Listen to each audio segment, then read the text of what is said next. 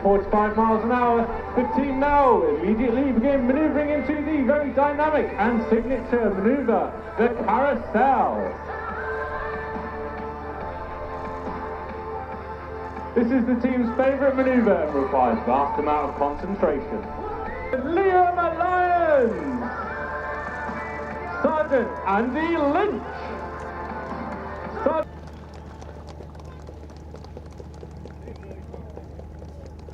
We haven't quite finished just yet, as the team will be completing their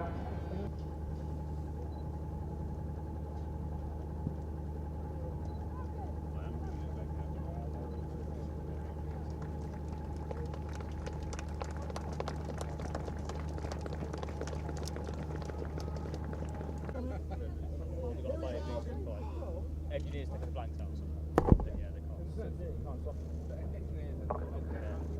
Ladies and gentlemen, I give you the Royal Air Force Battle of Britain Memorial Flight.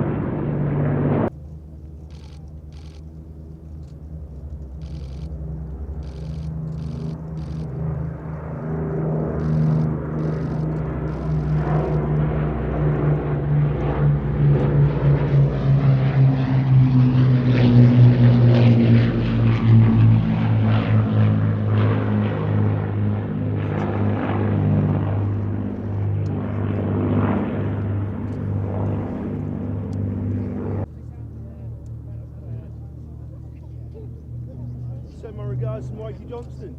I will do. Yeah, he'll know. So, yeah. Would have been nice to sort of say they were doing what we now think is 2 hours in. Can we get you a little side on so I can get a bit of badge in there as well, okay? Can you just move? Sorry, mate. You're good.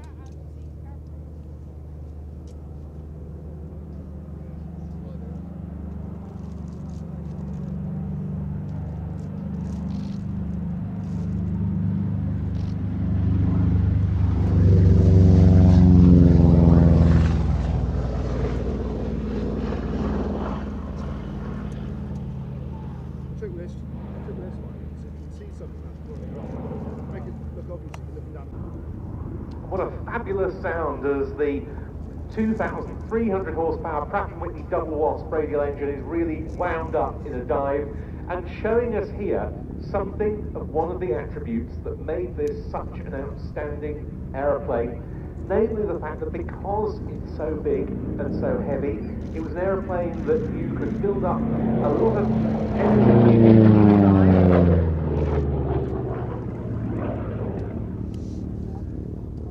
fly through, particularly on an air-to-ground tasking, and then climb rapidly away. This was, however, also an excellent air-to-air dogfighter, perhaps not as good as the likes of the Spitfire or the Mustang as a close-in dogfighter, because it is a large and quite bulky aeroplane. But everyone I've ever spoken to who's flown a P-47 praises this aircraft's handling characteristics to the hilt. And as a gun platform for example, air-to-ground strafing missions, very steady, very stable. And it was those sort of attributes that meant it had such a great role after the P-51 Mustang came to the fore in the US 8th Air Force.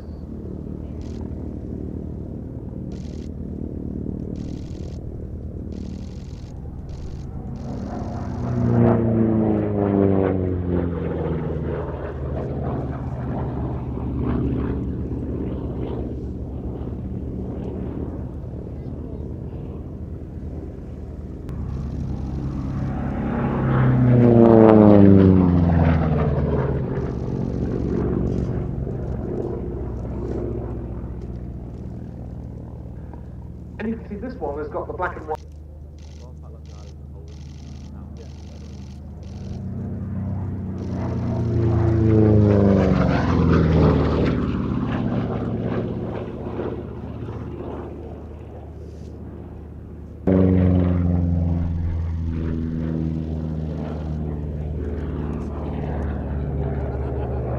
You should mention that, Andy, because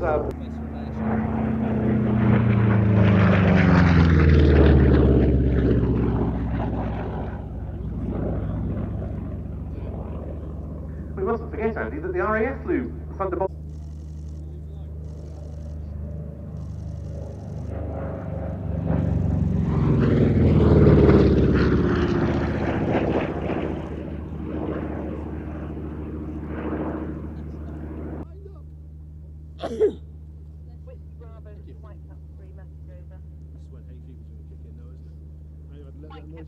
Go ahead, message. You start making? Not normally. Please, can someone let me out? I'm in the room next to you guys and the door won't open. Gabriel Barton there, flying the Republic P-47D Thunderbolt. And we'll see the P-51 from the same operator, Fighter Aviation Engineering, a little later in the programme.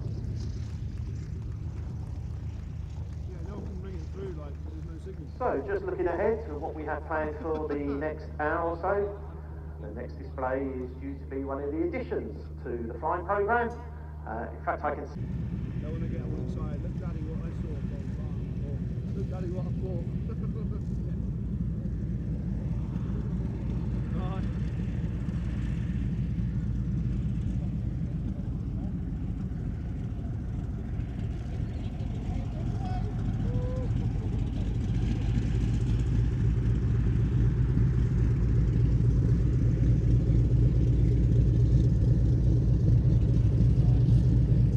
Cessna 170 will meet the US Army need for a new aircraft to be the observation, fire control, liaison role.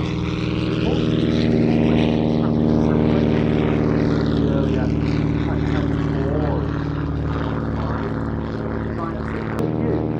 the side windows actually hands out, so you can stick your head out and look down. There's transparency on top of the wing, so you can look up. They must have felt very, very vulnerable.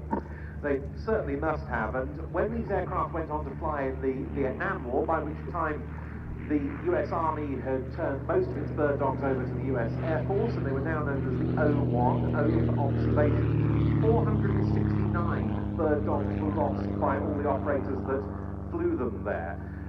Some did remain in US Army service, but mostly they were turned over to the Air Force. They were also flown there by the US Marine Corps, by the South Vietnamese, by Air America on behalf of the CIA.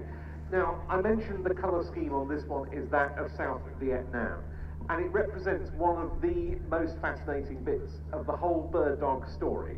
It's painted as the aircraft of Major Buang Le of the South Vietnamese Air Force, who on the morning of the 30th of April 1975 took off from Con Son Island to escape the end of fighting in South Vietnam as the North Vietnamese overran Southern Territory, and of course Saigon was evacuated. He flew his little bird dog out over the South China Sea, hoping to find a US Navy carrier to land on.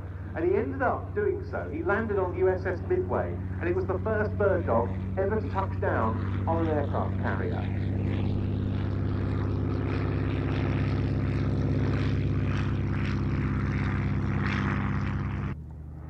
If you're the enemy and you have one of these above you, it's a prime target because you know what that aircraft is doing. If it sees you, it will all up from support, be it from the air, be it from the ground, be it from the sea. So, yeah, these were prime targets aircraft, the enemy.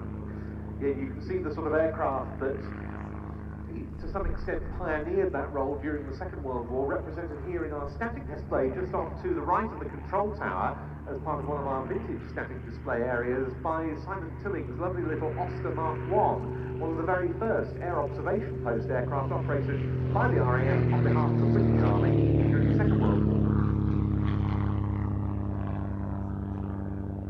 And of course it's a role that endured, because after the bird dog we moved into sort of the Skymaster and the Bronco.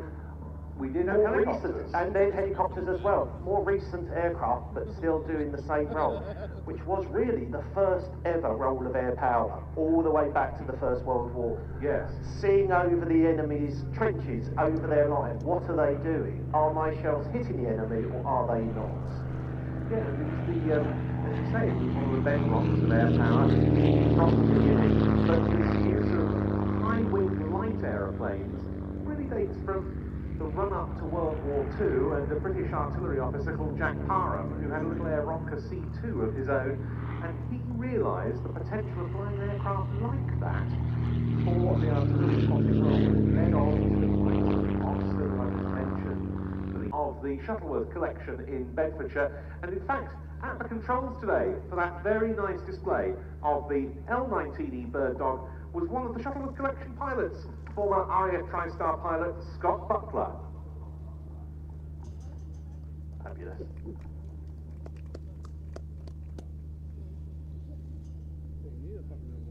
Flying Officer Seb Wilson, and I'm the Tutor Display Manager this season. It's a pleasure to display the Grob Tutor for you all today.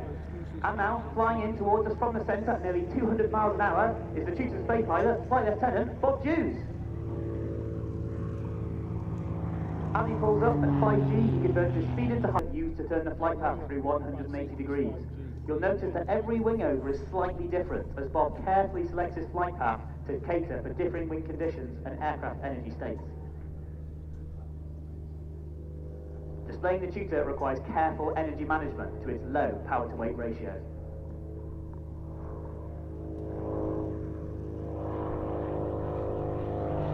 Bob now rolls 90 degrees while pointing straight up before completing a stall turn at almost zero airspeed. The two 90-degree turns allow Bob to continue in the same direction.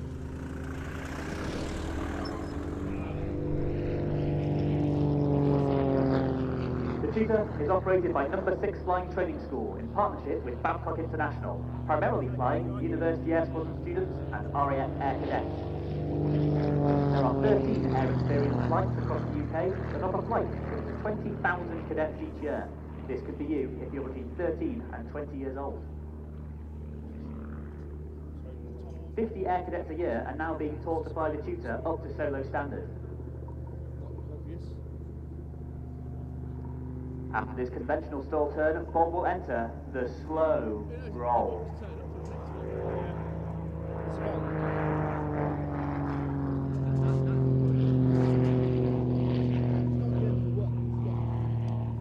During the slow roll, you may have now in a high energy section of the sleigh with a derry turn, quarter clover, and now just finishing the loops, which are quintessential aerobatic manoeuvres.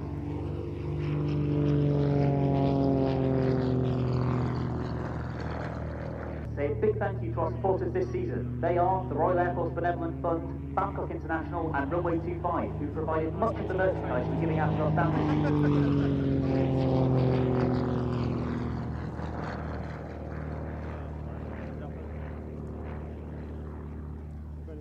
Ladies and gentlemen, boys and girls, the 2025 Royal Air Force Tutor display.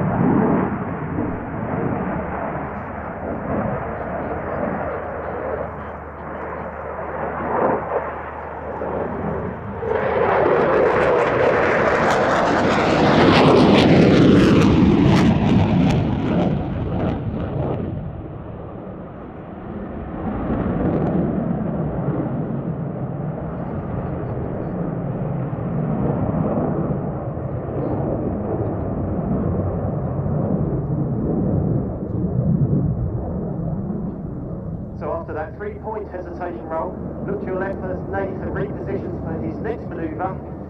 Now this is something very special indeed. It is 5 aileron rolls.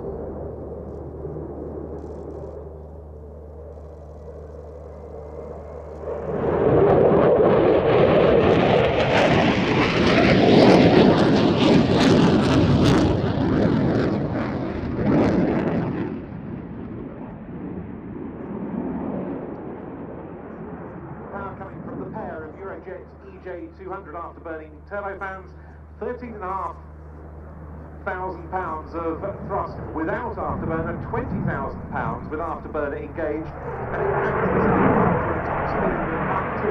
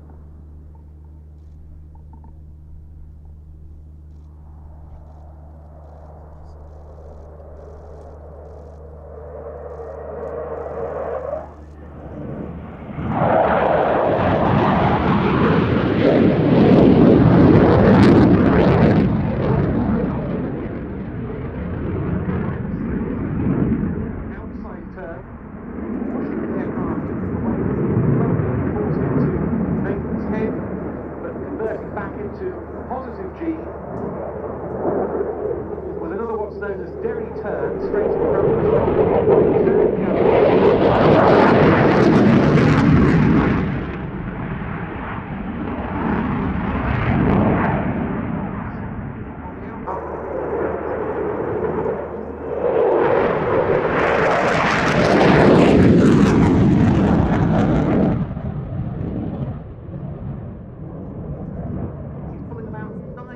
positive G as he breaks away from you there, but he'll now be throttling back the two EJ200 engines to idle, bringing that speed down to somewhere in the region of 120 knots.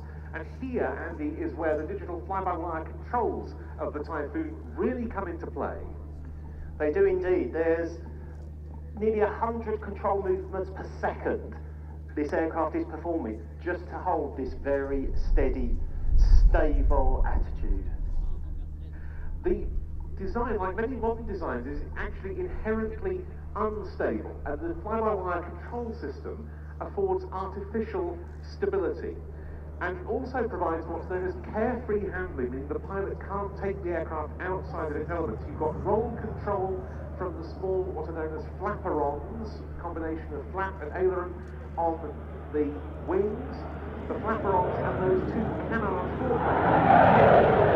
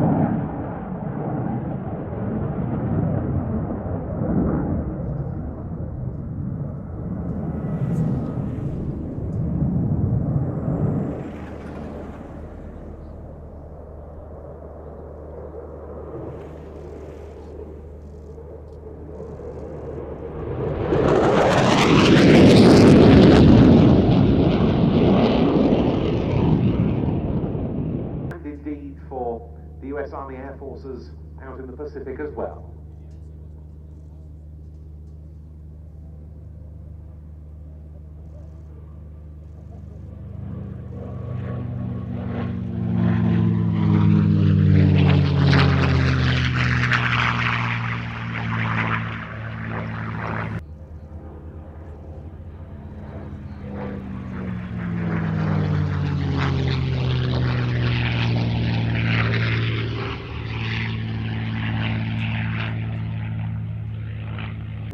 Landing attitude, and the nose gets higher and higher. Virtually no forward visibility, kind of like driving with your bonnet up. So many of these fighters make what we call the curved fighter approach, which is staying very tight to the runway, turning very tightly towards it, so you can at least keep sight of the runway for as long as possible, in this case out to the left-hand side of the canopy, and then kicking the aircraft straight at the last minute, looking left and right, hoping to see the edges of the runway, and then all should be well. And also, and if you're down the front of the crowd line, we then have another short but sweet overseas contribution in the form of the MRTT, the multi-role tanker transport, followed on by, again, one of the highlights, certainly for me today, which will be the Dutch Spitfire. Then as we get towards 2:30, again from our friends overseas, the Polish F-16, followed by some fast and furious.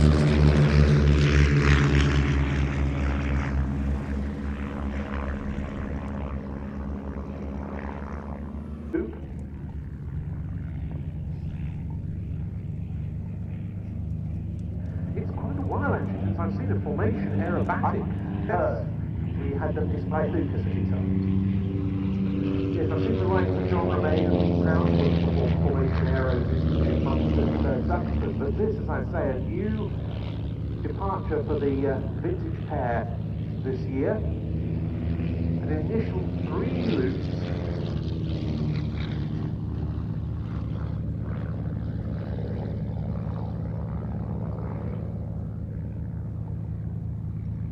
Turning tightly as they come up to the right-hand end of the display line, and of course maintaining close formation, Andy, in low-powered aircraft like this, very challenging. You can't get close to the throttle and suddenly accelerate, or hit the brakes and suddenly slow down. You've got to, in aviation we often talk about being ahead of the jet. We've certainly got to be ahead of the gypsy here.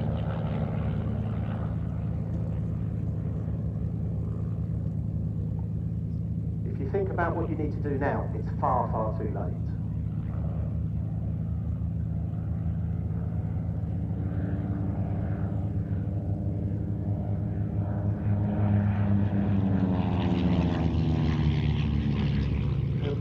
Line of stern barrel roll there, so named because they're basically describing inside outline of the imaginary barrel.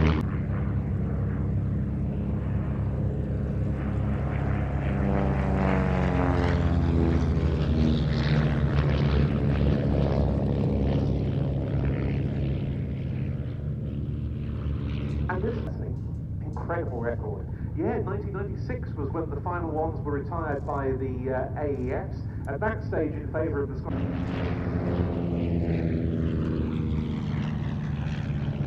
And they were still in service with the Army Air Corps until 1997, with their basic fixed-wing flight just in the middle. In towards us for a lovely crossing break. Taking cadets for their first experience, you sit next to Flying Officer Smith and you realise, no, he's their vice marshal. Yeah.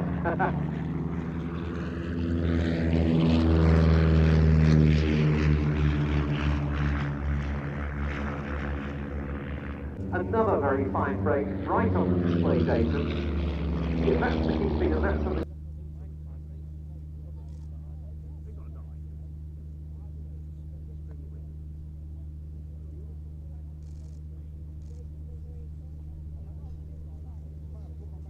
Well, I thought that was an absolutely splendid display by the vintage, but a wonderful display in the present day.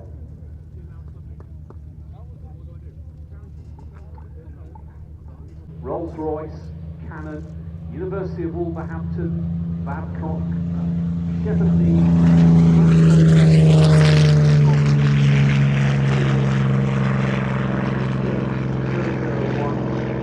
Boardroom Gaming Cafe. Thanks to all.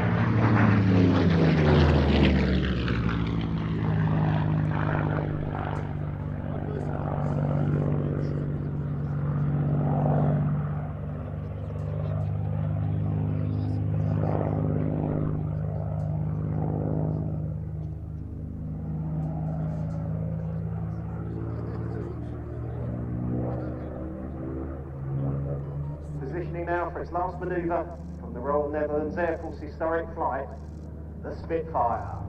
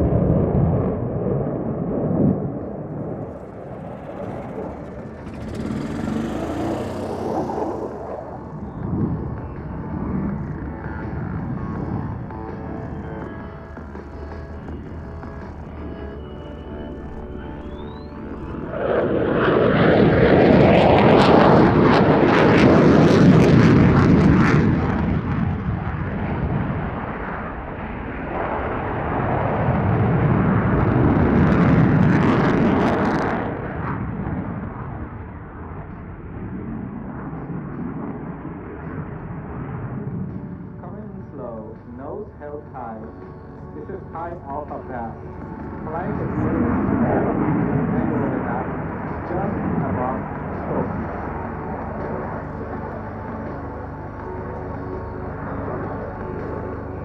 At midfield, full afterburner and vertical rocket flight climb.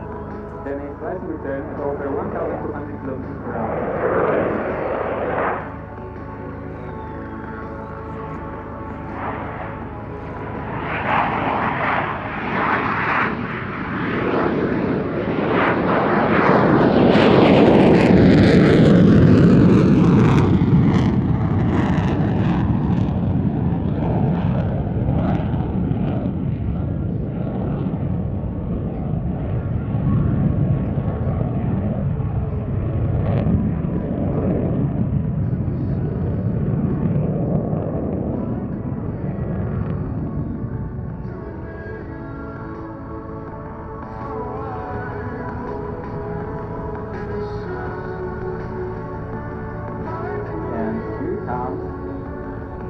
feet back.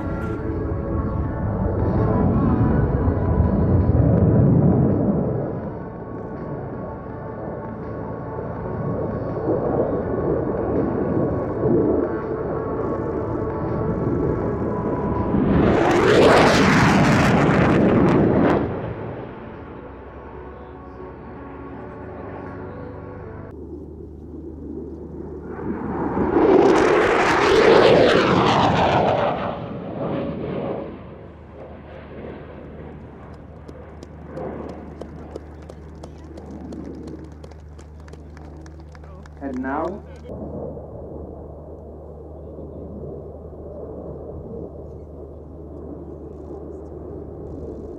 shorten.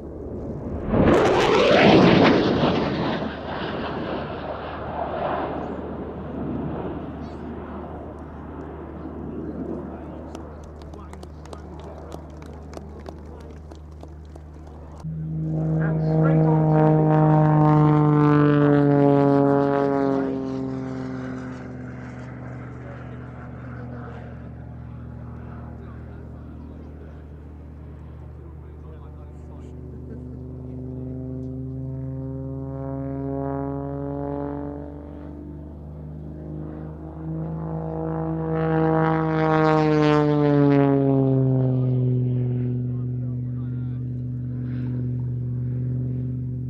very uncomfortable negative G pushover there in a sequence that's a very high octane combination of classic aerobatic figures and manoeuvres from a typical freestyle competition aerobatic program.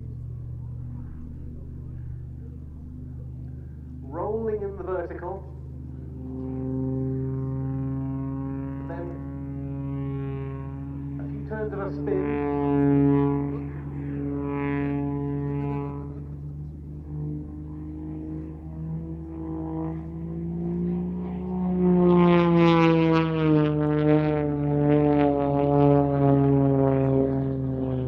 A 4-point hesitation roll showing us the very crisp handling of the extra as Melanie then pulls vertical once again into a half loop with a series of knife-edge tumbles at the top.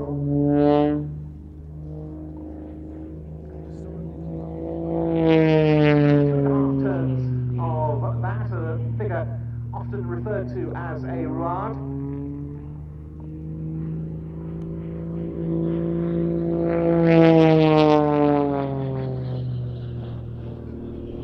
Pulling vertical once again with a hesitation roll on the way up. The speed once again bleeds off. And here she descends into a knife-edge spin.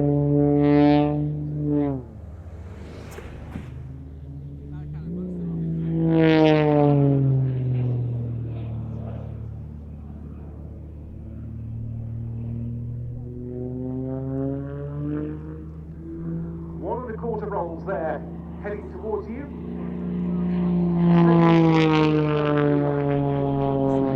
Back onto the display line.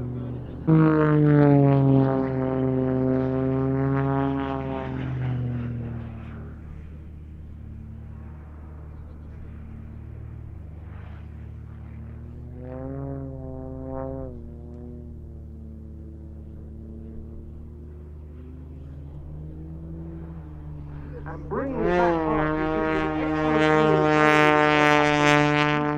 appreciation as you go from knife edge one way to knife edge the other. Quite apart from being an ambassador for aerobatics, Melanie also represents an organisation called Elevate Her, the aim of which is to encourage more young women to get into aviation as a career or indeed as a hobby. And she's doing so very well indeed around the International Airshow circuit with several appearances at British displays this year, having given her first British Airshow performance last year at Sywell, and great to see her spreading her wings further on the circuit. It's often quite difficult for operational reasons in that Generally for safety reasons, we don't like pilots being interviewed or meeting the public. In the UK...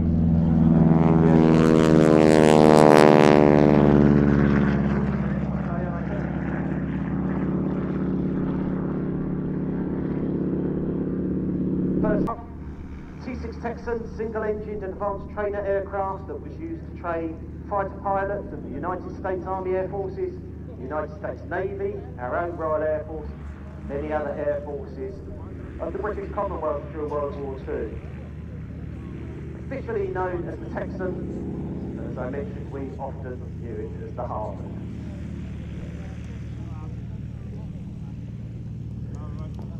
Now we get to the one. Quickly won a contract. It did impress the United States Army Air Force. And in this case, another Canadian now this is a Harvard 2B model,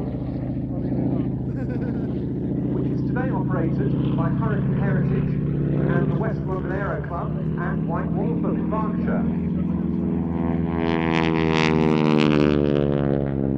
And this aircraft actually signifies what I was saying about how useful a Harvard still is, and one reason why there are so many of them around, because this dates from 1942, this aircraft, the older Harvard still around in airworthy condition, built in Montreal. It served in Ontario as part of the British Commonwealth Air Training Plan.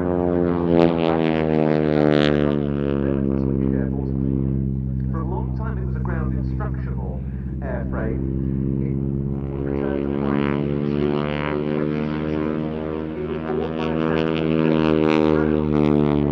Training on the Battle of Britain veteran Mark I Hurricane that he'd just fought. He set up an organisation called Hurricane Heritage to operate it.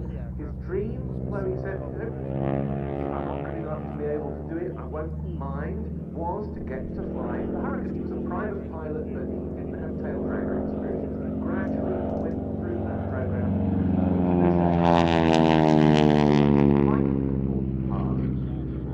And guess what? He's now displaying the Hurricane, flying a great deal of flying.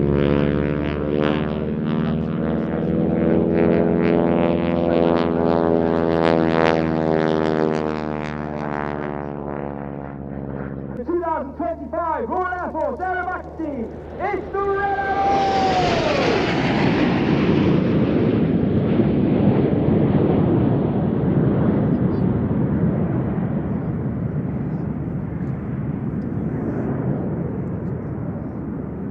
Red One pulls up at over 400 miles per hour, and it converts the team from pattern formation to a world famous Diamond 9.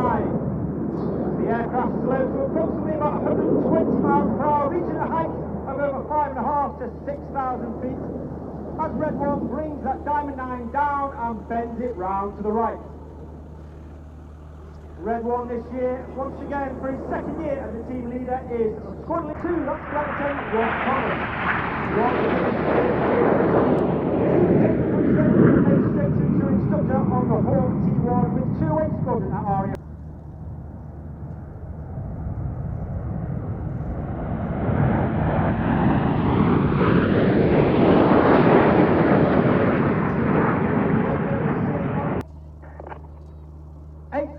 Roll goes, Reds 8 and 9 roll around the rest of formation.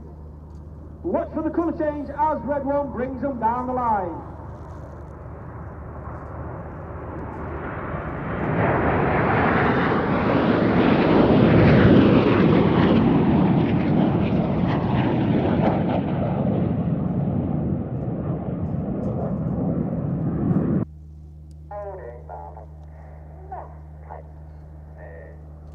As we start the second half, it's the more dynamic half. Hannah from the right for the colourful 5-4 crop.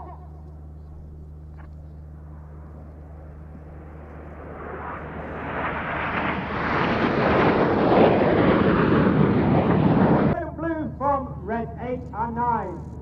Get your cameras ready for the Hannah break.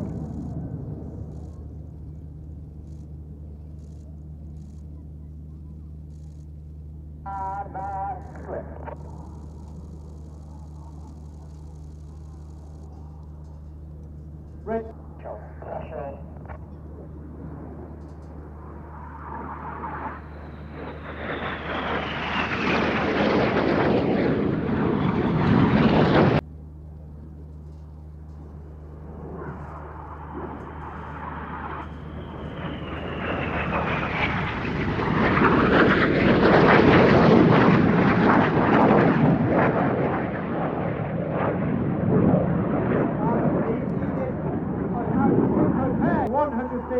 Before crossing in the centre for the Swordfish.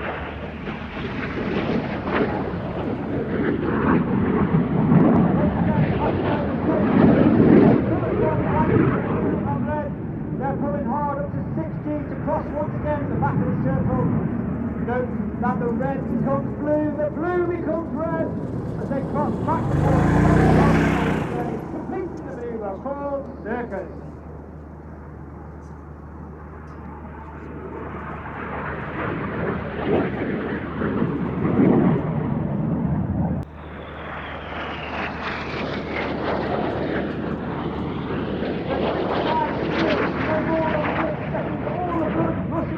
Rolling around Red 6 for those at show centre. You should be able to see Red 6 rolled round by Red 8 and 9 as Red 7 hides in the smoke of Red 6 in the Tempest.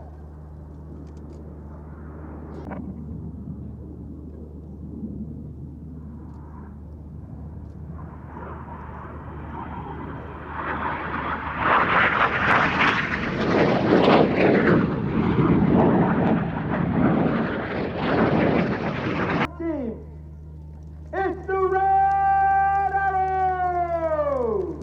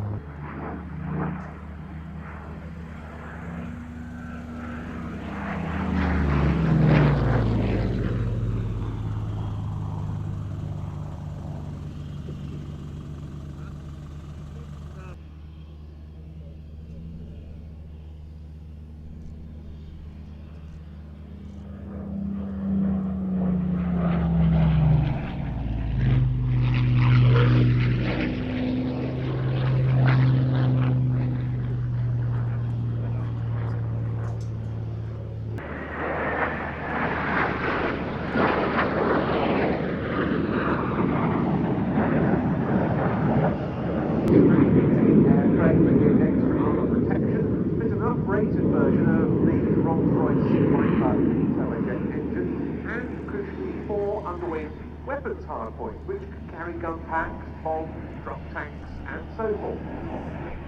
Which we will see demonstrated towards the end of this video. Because this is where the Thunderbolt pilots are intended for the Army Air Corps, South Yemen, but particularly Oman. Very nice little manoeuvre here, coming towards on the 45-degree line, and both with a long line back.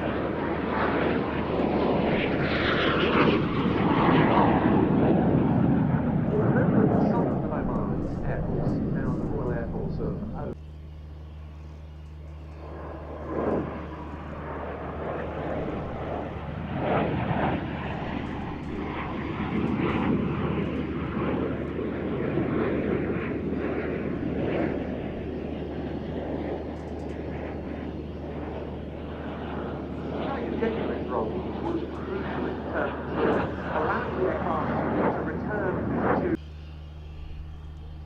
And they're coming in for a break.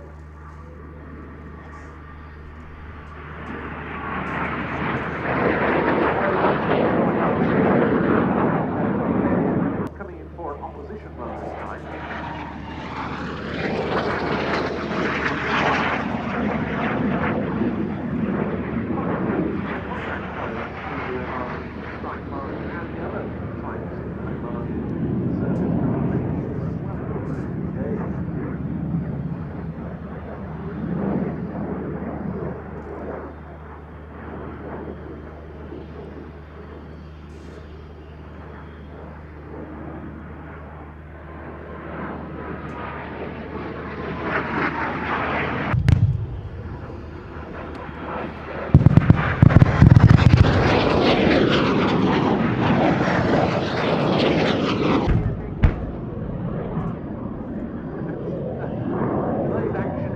Weaponry there.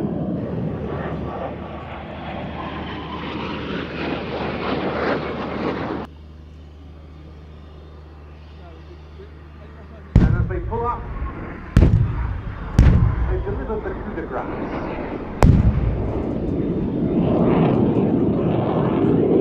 The display really fits into the confines superbly. It's almost made to measure, I think, for Cosford. It just looks and feels so right in this sort of shape and size of arena. And the same goes for a very good helicopter team routine, as we will see from that cap. Off they go. Nice to have them back in the pair. Yeah. For a while. And they got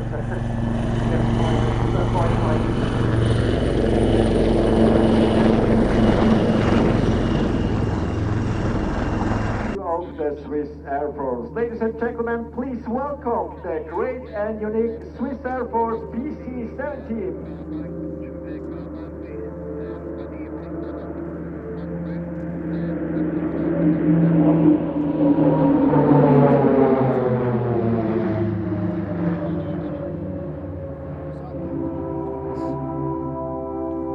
Formation change into the Super Flash, and now the next change into the formation called Delta, our largest formation, with a wingspan of around 70 meters, equal to an Airbus A380.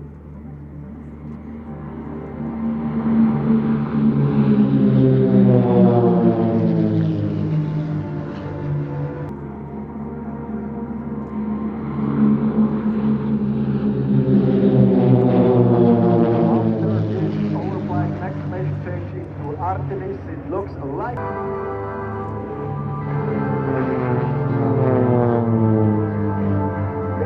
these are our two soloists, and they will show us the so-called rover small on the left and right side, and then perform no less than 3 frontal crossings. The pilots of the PC-7 team are professional military pilots of the Swiss Air Force, and normally these pilots fly on the F-18 fighter aircraft. The activities related to the PC-7 team is their weekend works, so they are side jobs, so to say. So we have fighter jet pilots who, in addition to their main job, get together and propel aircraft to perform this display. And we see the second crossing already now, and we expect the third crossing just in front of us.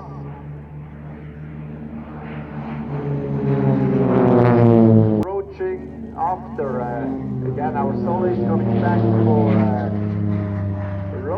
quarter-old. And after this crossing, follow your eyes. The planes who are flying away to the left side, they will show us again more loopings.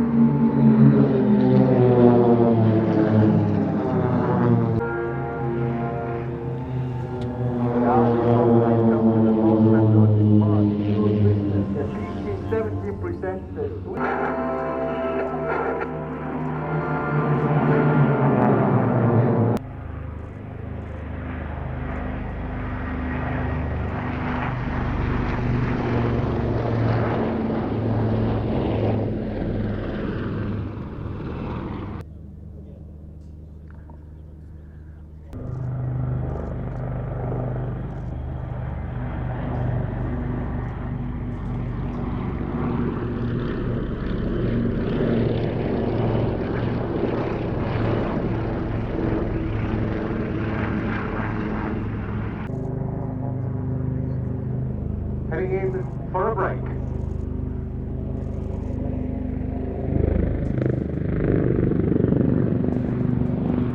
Speed of just 90 knots or 104 miles an hour when it's lightly laden. That was reduced to 82 knots or 94 miles an hour with the underslung torpedo, and you can see this Swordfish is flying with a dummy torpedo under the fuselage. The crews had no accurate torpedo sight to calculate the all-important layoff that was required to aim the torpedo properly when attacking a moving target.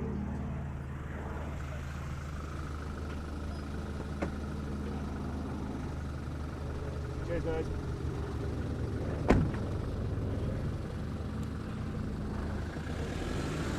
Got into range, 3 squadrons of Swordfish were launched from Ark Royal and achieved 3 hits, one of which damaged the Bismarck's rudder, stopped it manoeuvring, and allowed the home fleet to get more easily into range and sink it with their guns.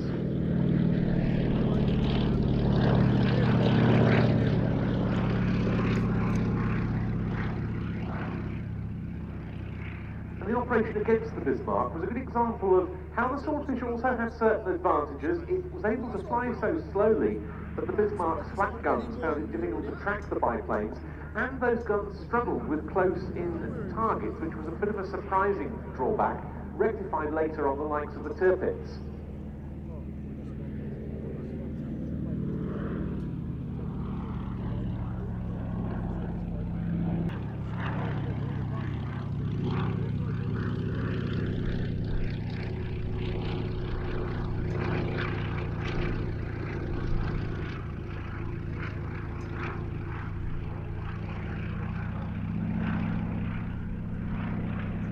These are MHA-2s, MHA standing for Maritime Helicopter Attack.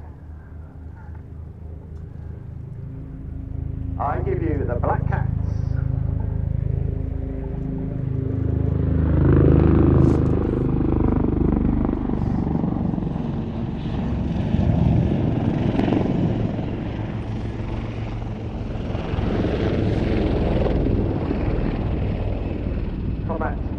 Opening first brake, the aircraft head out back onto the B-axis. They came in formation, they're now separate, but watch closely as they pull up again to cross each other. What they call the 180 cross.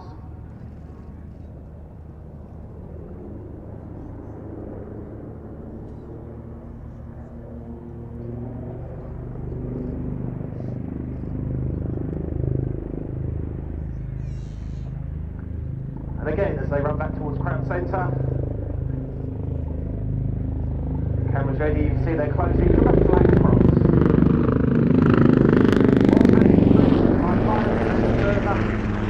Also fitted with armoured, crashworthy seating for up to 6 additional troops. So the aircraft both need to reverse their direction. They do this by, well, it's called a wing over. I guess in helicopter terms, it really should be a pedal turn. It reverses the direction for both aircraft. This time as they touch the Crown Centre, they rapidly decelerate. They fast stop the manoeuvre. Really, no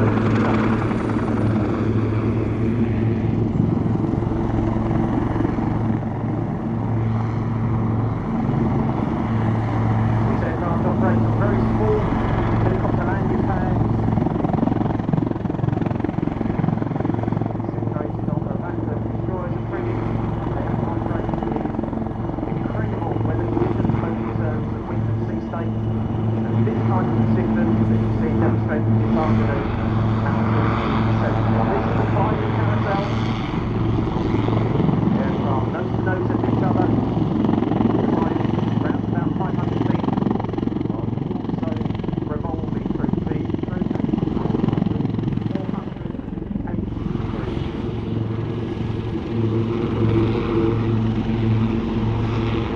They pop out, they're both facing each other, now they need to get down that manoeuvre.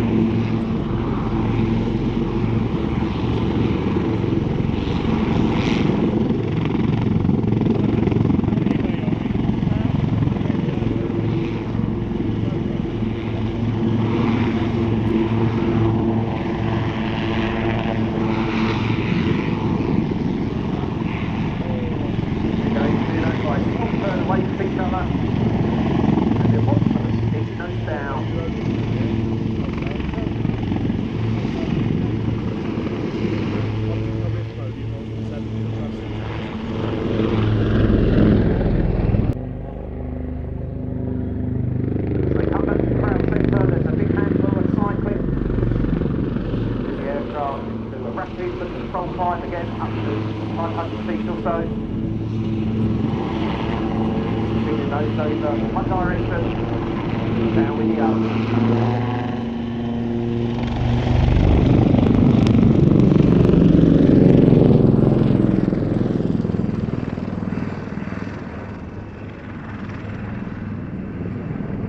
Wildcat can carry a variety of weapons, up to 20 marklet missiles for use against small surface vessels, and up to 4 larger sea venom missiles.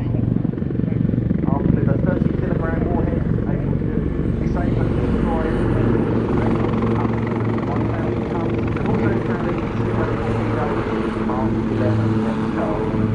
There's a little greeting for you coming up here. Aircraft transiting rearwards, and they're dipping their noses.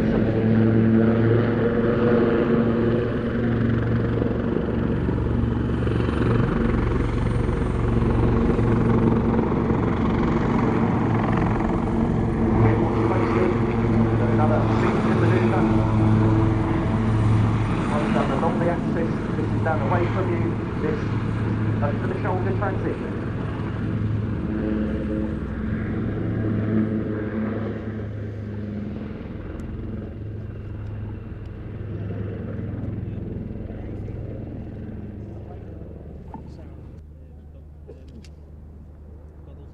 Wildcat is fitted with a nose-mounted Westcam electro-optical device.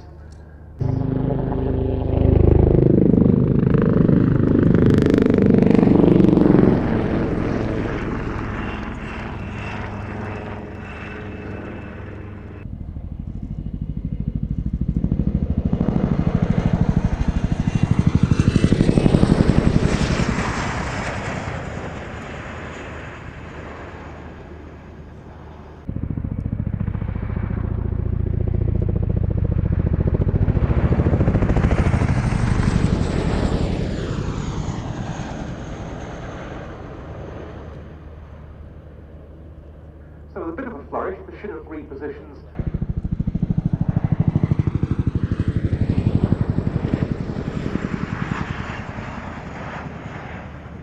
There she goes. The Chinook is deployed operationally all over the world and is the go-to aircraft for the rapid insertion and extraction of troops in dangerous locations. As the defence adage goes, the answer is 2 Chinooks. What is the question? That's applied ever since the Chinook joined the RAF in 1980 and is true today as it was then. To start the show, Cal's given us a wing over, rapidly turning back onto target, trading his speed for height and back again. The crew are now preparing in the cabin to drop off troops onto target. As the aircraft turns in for a downwind pit stop, they will simulate a late spot to landing site to offload troops and vehicles either on or off the battlefield.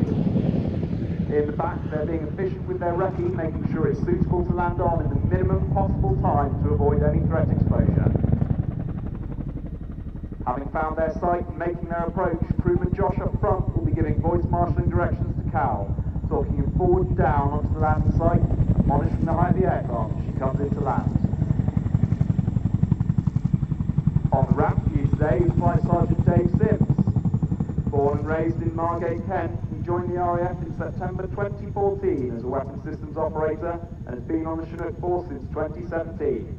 He's a qualified helicopter crewman instructor and has accumulated over 2,000 hours on rotary platforms.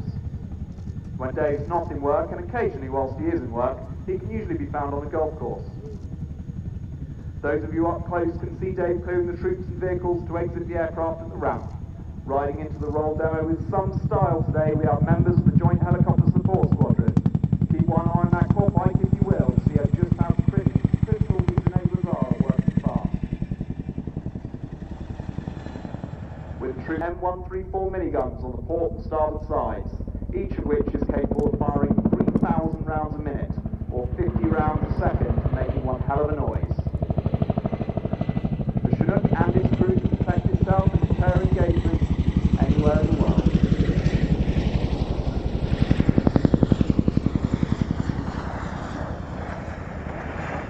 As they dive away for another wing over, it's time to introduce our co-pilot for today's show. Joining Cal in the cockpit is Flight Lieutenant Jacob Cameron Johnson. CJ is originally from Cottingham, East Riding of Yorkshire, joined the RAF in 2016 and got his wings in December 2021. He spent his first 12 months showing them off to air cadets by flying them and other air experienced passengers in the Grob Tutor from RAF Wittering. CJ is the baby of the team, joining the front line in 2023. Feel free to call him a crow if you see him.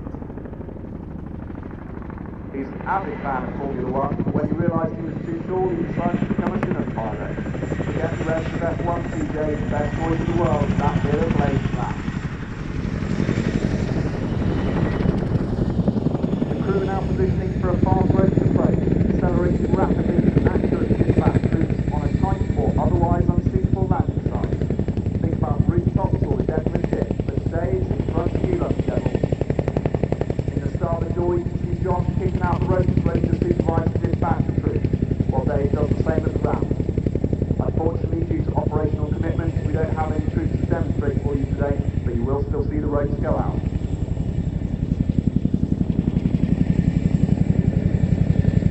Up to 30 troops begin departing the hovering Chinook in less than 2 minutes for that profile. Not just troops, storm pits and even some furry land sharks, more formally known as military working dogs, could go down these ropes, often giving the enemy pause for thought as they miss them by a whisker. Cal's departed with another over the shoulder. Dave has jettisoned his ropes at the ramp, sadly passed away in 2021. Josh is dedicating his performance today to his memory.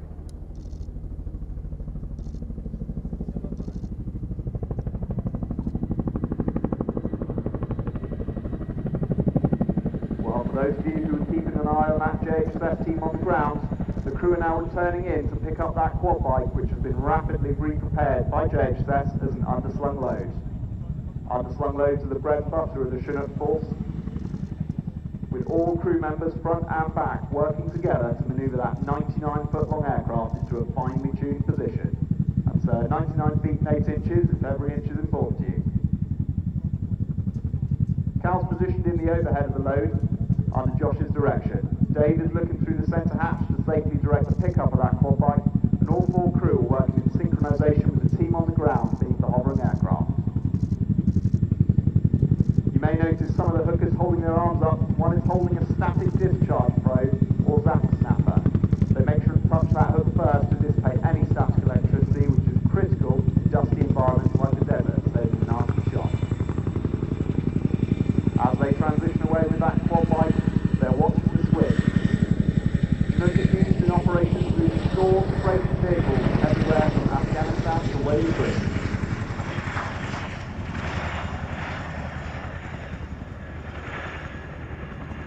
With a few bits cut off to save some weight. With a maximum all-up mass of 24.5 tons, this workhorse can comfortably fit 30 troops inside, with seating on the floor up to 50. The raw power and versatility of the Chinook is all down to its iconic and explosive design, that walker. It provides a huge amount of lift, a large cabin, and is all achieved without any of that dangerous messing about with tail rotors.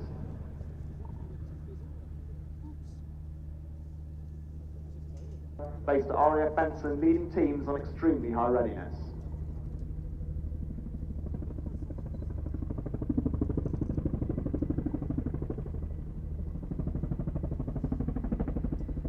If you're looking back at that unhappy quad bike, the crew are monitoring the load during all stages of flight, but particularly during deceleration as swing can develop.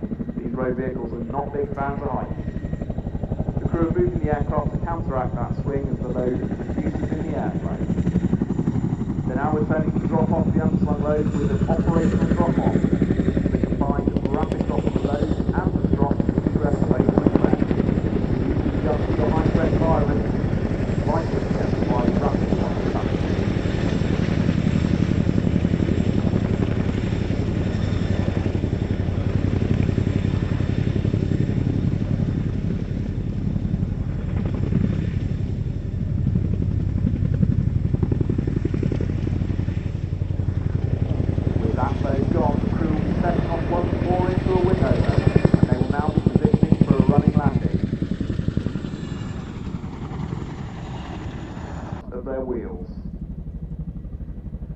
Monitoring the height beneath the front wheels while Dave monitors the aft disc.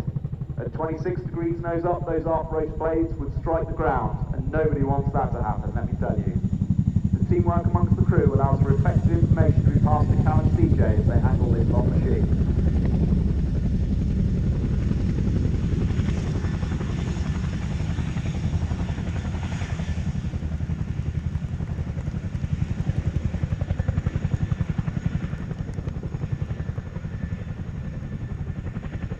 As they approach 0 speed, those of you on the right-hand side of the crowd will get to see a Chinook party piece, one of the only helicopters in the world that can reverse on 2 wheels.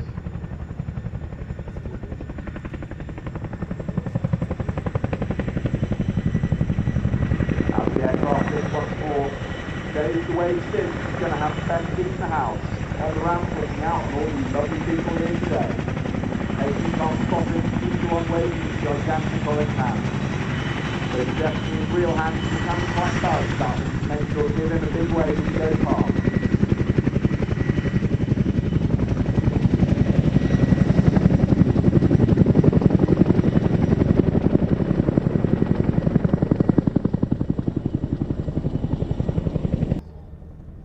It's worth noting that the Chinook flying for you today draws its crews exclusively from frontline units, with our roll demo activities conducted around normal operational commitments.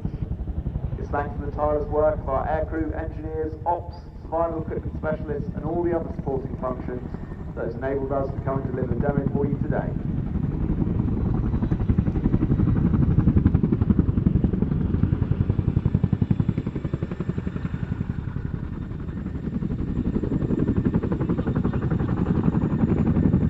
All good things must come to an end, folks, so to end the show for today, we'll see a final bow from the crew.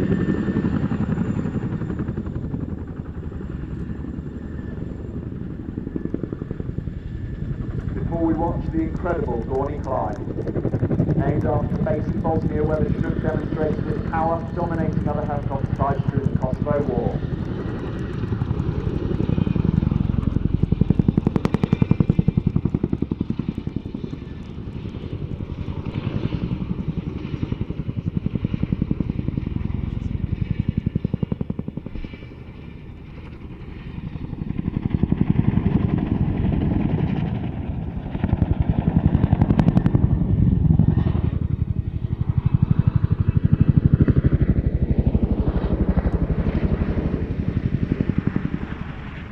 That completes the demo is at an end. So one more time everyone, please put your